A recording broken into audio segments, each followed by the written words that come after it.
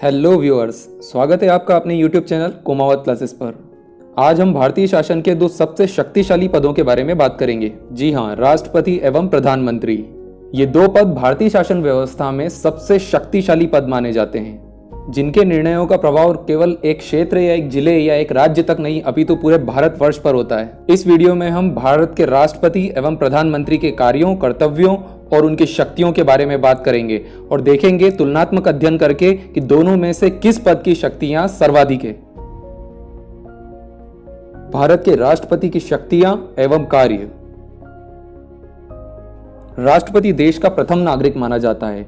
26 जनवरी 1950 में भारत को गणराज्य घोषित करने के बाद राष्ट्रपति सबसे उच्च पद पर नियुक्त होता है। राष्ट्रपति अनेक बार अपने पद पर निर्वाचित हो सकता है, इसके लिए उन्हें कोई बाध्य नहीं कर सकता। इतिहास में पूर्व राष्ट्रपति राजेंद्र प्रसाद ने अपने 2 कार्यकाल पूरे किए थे। भारत में राष्ट्रपति पद को महामहिम कहकर भी संबोधित किया जाता है। वर्तमान में श्री रामनाथ कोविंद भारत के राष्ट्रपति हैं, जिन्होंने भारत के 14वें राष्ट्रपति के रूप में शपथ ली है। संविधान के अनुसार भारत देश में प्रथम नागरिक राष्ट्रपति ही होता है। आइए देखते हैं भारतीय राष्ट्रपति की कार्यकारी शक्तियां। संविधान में उल्लेखित कर्तव्यों के अनुसार राष्ट्रपति देश के प्रधानमंत्री की नियुक्ति करता है और प्रधानमंत्री की सलाह पर अन्य मंत्रियों को भी नियुक्त करता है। राष्ट्रपति अनेक बड़े पदाधिकारियों की नियुक्ति भी करता है, जैसे कि भारत के मुख्य न्यायाधीश, महानियंत्रक व महालेखा परीक्षक, मुख्य चुनाव आयुक्त, वित्त आयोग के अध्यक्ष, राज्यपाल और यूपीएससी के अध्यक्ष की नियुक्ति भी राष्ट्रपति द्वारा ही की जाती है। इसके अतिरिक्त राष्ट्रपति एसटी, एससी और ओबीसी से संबंधित आयोग का भी गठन कर सकता है। अब बात करेंगे भारतीय राष्ट्रपति की विधायी शक्तियों के बारे में। भारत के राष्ट्रपति को राज्यसभा में 12 सदस्यों को मनोनीत करने का अधिकार है, जिन्होंने कला, साहित्य, विज्ञान या किसी अन्य क्षेत्र में उल्लेखनीय योगदान दिया हो। राष्ट्रपति प्रत्येक वर्ष संसद के प्रथम अधिवेशन एवं प्रत्येक आम चुनाव के बाद पहले प्रथम अधिवेशन को संबोधित करता है। राष्ट्रपति के संबोधन के बिना संसद की कार्रवाई शुरू नहीं होती है। प्रत्येक वर्ष बजट सत्र शुरू होने से पहले राष्ट्रपति ही संसद को संबोधित करते हैं। केवल राष्ट्रपति ही लोकसभा को विघटित कर सकते हैं। किसी भी तरह के गतिरोध होने पर वह संसद का संयुक्त अधिवेशन बुला सकते हैं। अब देखेंगे राष्ट्रपति की वित्तीय शक्तियां। राष्ट्रपति के पास अनेक वित्तीय शक्तियां होती है, जैसे कि धन विधेयक को संसद पटल पर रखने से पूर्व राष्ट्रपति की ही अनुमति लेना आवश्यक होती है। राष्ट्रपति केंद्रीय बजट को संसद पटल पर प्रस्तुत करता है। वह केंद्र सरकार और राज्य सरकार के मध्य राजस्व के बंटवारे के लिए हर 5वें साल वित्त आयोग का गठन करता है।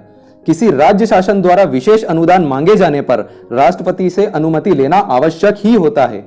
बिना राष्ट्रपति की अनुमति के केंद्र सरकार द्वारा राज्य सरकार को किसी भी तरह का विशेष अनुदान नहीं दिया जा सकता।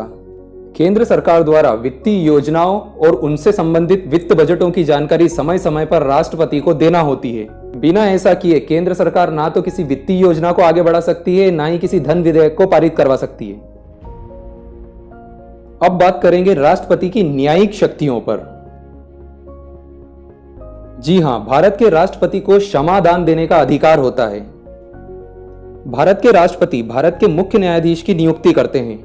इसके अतिरिक्त उच्चतम न्यायालय के न्यायाधीश और उच्च न्यायालय के न्यायाधीशों की नियुक्ति भी राष्ट्रपति के द्वारा ही की जाती है। राष्ट्रपति किसी भी दोषी की सजा को माफ या कम या परिवर्तित या पूरी तरह समाप्त कर सकता है। भारत का राष्ट्रपति किसी भी व्यक्ति को जीवन दान, क्षमादान दे सकता है, मृत्युदंड माफ कर सकता है और कठोर दंड को साधारण दंड में बदल सकता है। सश्रम कारावास को साधारण कारावास में राष्ट्रपति के द्वारा ही बदला जा सकता है। इसके लिए न्यायालय द्वारा घोषित किए गए दोषी व्यक्ति को राष्ट्रपति के समक्ष दया याचिका प्रस्तुत करना पड़ती है। इसके उपरांत भारत के राष्ट्रपति उस दया याचिका पर अपना निर्णय लेते हैं। राष्ट्रपति चाहे तो उस दोषी व्यक्ति की सजा को कम कर सकते हैं या परिवर्तित कर सकते हैं, या फिर उसकी दया याचिका को खारिज कर सकते हैं। इसके लिए राष्ट्रपति किसी भी तरह से बाध्य नहीं है। आइए अब देखते हैं भारतीय राष्ट्रपति की कूटनीतिक एवं सैन्य शक्तियां। भारत के राष्ट्रपति भारत की तीनों सेनाओं के सुप्रीम कमांडर होते हैं, अर्थात भारत की तीनों सेनाओं के प्रधान भारत के राष्ट्रपति को ही माना जाता है। राष्ट्रपति तीनों सेनाओं के अध्यक्षों की नियुक्ति भी करते हैं। दूसरे देशों के साथ युद्ध या युद्ध विराम होने पर घोषणा राष्ट्रपति के नाम से ही की जाती है। सभी अंतर्राष्ट्रीय संधि और समझौते राष्ट्रपति के नाम पर ही किए जाते हैं। वह राजपूतों और उच्चायुक्तों को दूसरे देशों में भेजता है और अन्य देशों के राजदूत और उच्चायुक्तों का स्वागत भी राष्ट्रपति द्वारा ही किया जाता है। भारतीय राष्ट्रपति की आपातकालीन शक्तियां। जब किसी प्रदेश या राज्य में संवैधानिक तंत्र असफल हो जाता है, तब राष्ट्रपति राज्यपाल के द्वारा रिपोर्ट मांगता है और उस प्रदेश में राष्ट्रपति शासन लागू कर दिया जाता है। यह अधिकतम 3 वर्षों तक लगाया जा सकता है। इसके अतिरिक्त राष्ट्रपति देश में आपातकाल की घोषणा कर सकता है। वित्तीय आपातकाल की घोषणा भी राष्ट्रपति के द्वारा ही की जाती है। जब भी देश की अर्थव्यवस्था बहुत अधिक गिर जाती है, तब राष्ट्रपति द्वारा वित्तीय आपातकाल की घोषणा की जाती है। राष्ट्रपति की इन्हीं सभी शक्तियों और कर्तव्यों के कारण राष्ट्रपति को देश का मुखिया अथवा हेड ऑफ द नेशन की पदवी प्राप्त है। आइए अब बात करते हैं भारत के प्रधानमंत्री की शक्तियां और उनके कार्यों के बारे में। भारत में राष्ट्रपति राष्ट्र का प्रमुख होता है, जबकि प्रधानमंत्री सरकार का प्रमुख होता है। अर्थात भारत के संविधान में प्रधानमंत्री के पद को वास्तविक शक्ति प्राप्त होती है, जबकि राष्ट्रपति केवल नाम मात्र का शासक होता है। प्रधानमंत्री को पद ग्रहण करने से पूर्व भारत के राष्ट्रपति द्वारा उसे पद एवं गोपनीयता की शपथ दिलाई जाती है। भारत में प्रधानमंत्री को सीधे जनता के द्वारा चुना जाता है। भारत में प्रधानमंत्री का चुनाव प्रत्यक्ष रूप से होता है। पहले जनता द्वारा वोट देकर अपने सांसदों को चुना जाता है। इसके बाद चुने हुए सांसद लोकसभा में सदन का नेता चुनते हैं, जो प्रधानमंत्री बनता है। आइए अब जानते हैं प्रधानमंत्री के मंत्रिपरिषद के संबंध में प्रमुख कार्य एवं शक्तियों को। प्रधानमंत्री केंद्रीय मंत्रियों की नियुक्ति करने हेतु अपने दल के सदस्यों के नाम राष्ट्रपति को देता है। राष्ट्रपति केवल उन्हीं लोगों को मंत्री बनाता है जिनके नाम की सिफारिश प्रधानमंत्री के द्वारा की जाती है। इसका अर्थ ये हुआ कि समस्त केंद्रीय मंत्री प्रधानमंत्री की सिफारिश पर ही मंत्री बन सकते हैं। राष्ट्रपति स्वयं अपनी मर्जी से किसी को भी केंद्रीय मंत्री नहीं बना सकते, लेकिन अगर प्रधानमंत्री चाहे तो लोकसभा चुनाव हारे हुए प्रत्याशी को भी केंद्रीय मंत्री बना सकते हैं। इसके लिए प्रधानमंत्री को सिर्फ उस व्यक्ति का नाम राष्ट्रपति को देना होता है। उसके बाद राष्ट्रपति उस व्यक्ति को केंद्रीय मंत्री पद की शपथ दिलाते हैं। प्रधानमंत्री मंत्रिपरिषद की बैठक की अध्यक्षता भी करते हैं और अपनी मर्जी के हिसाब से निर्णय भी बदल सकते हैं। किसी मंत्री को त्यागपत्र देने या उसे बर्खास्त करने की सलाह भी राष्ट्रपति को प्रधानमंत्री द्वारा ही दी जाती है। प्रधानमंत्री अगर चाहे तो कोई नया मंत्रालय स्थापित कर सकते हैं और उस मंत्रालय के लिए कोई नए मंत्री को राष्ट्रपति के द्वारा नियुक्त करवा सकते हैं। प्रधानमंत्री अगर चाहे तो अपने मंत्री पद से इस्तीफा देकर पूरे मंत्रिमंडल को ही बर्खास्त करने की सलाह भी राष्ट्रपति को दे सकते हैं। अर्थात वह राष्ट्रपति को लोकसभा भंग करके नए सिरे से चुनाव करवाने की सलाह भी दे सकते हैं। प्रधानमंत्री के इस्तीफा देने के बाद और मंत्रिमंडल भंग होने के बाद देश में सरकार गिर जाती है और फिर नए सिरे से चुनाव होते हैं। यदि प्रधानमंत्री की मृत्यु हो जाती है तो कोई अन्य मंत्री किसी तरह का कोई कार्य नहीं कर सकते हैं और मंत्रिपरिषद स्वयं विघटित हो जाती है। प्रधानमंत्री के नियुक्तियों के संबंध में शक्तियां। भारत का नियंत्रक एवं महालेखा परीक्षक, भारत का महान्यायवादी, भारत का महाअधिवक्ता, संघ लोक सेवा आयोग का अध्यक्ष एवं उनके सदस्य, चुनाव आयुक्तों और वित्त आयोग का अध्यक्ष एवं उनके सदस्य, इन सभी पदों पर नियुक्तियां प्रधानमंत्री की सलाह से ही राष्ट्रपति द्वारा की जाती है। अर्थात अप्रत्यक्ष रूप से प्रधानमंत्री ही इन सभी पदों पर अफसरों की नियुक्ति करते हैं। राष्ट्रपति तो सिर्फ इन पदों को ग्रहण करने वाले व्यक्तियों को शपथ दिलाते हैं।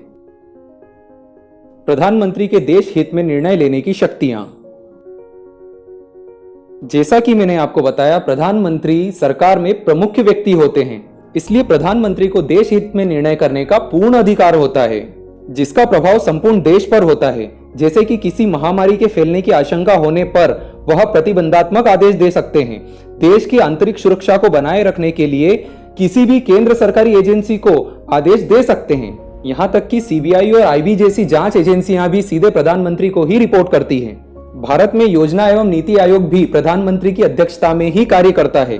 भारत सरकार के समस्त मंत्रालय भी प्रधानमंत्री के ही अधीन कार्य करते हैं और इनमें मुख्य बदलाव करने का अधिकार भी प्रधानमंत्री के पास ही होता है। आइए देखते हैं संविधान द्वारा प्राप्त प्रधानमंत्री की कुछ अन्य शक्तियां। प्रधानमंत्री राष्ट्र की विदेश नीति को मूर्त रूप देने में मुख्य भूमिका निभाते हैं। वह केंद्र सरकार के राष्ट्रीय प्रवक्ता होते हैं, वह सत्ताधारी दल के नेता भी होते हैं। योजना आयोग, राष्ट्रीय विकास परिषद, राष्ट्रीय एकता परिषद, अंतर्राज्यीय परिषद और राष्ट्रीय जल संसाधन परिषद के अध्यक्ष भी प्रधानमंत्री ही होते हैं। प्रधानमंत्री के कार्यों पर टिप्पणी करते हुए डॉक्टर अंबेडकर ने कहा था कि यदि हमारे संविधान के अंतर्गत किसी कार्यकारी की यदि अमेरिका के राष्ट्रपति से तुलना की जाए तो वह भारत का प्रधानमंत्री होगा, ना कि राष्ट्रपति। अमेरिका के राष्ट्रपति की तुलना हमारे देश में प्रधानमंत्री से की जाती है, ना कि राष्ट्रपति से। देश की जनता के हितों में प्रधानमंत्री ही प्रत्यक्ष रूप से निर्णय लेते हैं और इन्हीं निर्णयों को वह राष्ट्रपति के द्वारा देश में लागू करवाते हैं। राष्ट्रपति योजनाओं से जुड़े निर्णय प्रत्यक्ष रूप से प्रधानमंत्री की सलाह के बिना नहीं ले सकते। इसी प्रकार अंत में यह कहा जा सकता है कि भारत की संसदीय व्यवस्था में राष्ट्रपति केवल नाम मात्र के ही कार्यकारी प्रमुख होते हैं तथा देश की वास्तविक कार्यकारी शक्तियां प्रधानमंत्री के पास ही होती है, जिससे वे देश की जनता के हित में निर्णय लेकर जनता की सेवा करते हैं। इसलिए ये कहा जा सकता है कि हमारे देश भारत में प्रधानमंत्री की शक्तियां राष्ट्रपति की शक्तियों से कहीं ज्यादा होती है। चाहे राष्ट्रपति देश के प्रथम नागरिक ही क्यों ना हो, लेकिन देश का प्रतिनिधित्व एवं नेतृत्व प्रधानमंत्री के द्वारा ही किया जाता है। उम्मीद करता हूं वीडियो में बताई गई जानकारी आपको बहुत अच्छे से समझ में आई होगी। अगर आपको वीडियो पसंद आई है तो प्लीज वीडियो को लाइक कीजिए और चैनल को सब्सक्राइब करना बिल्कुल ना भूलिएगा। आप अपने सजेशन मुझे कमेंट बॉक्स में दे सकते हैं, जिससे मुझे आपके लिए इंफॉर्मेटिव वीडियो बनाने में मदद मिलेगी। Thank you very much for watching this video. Have a nice day.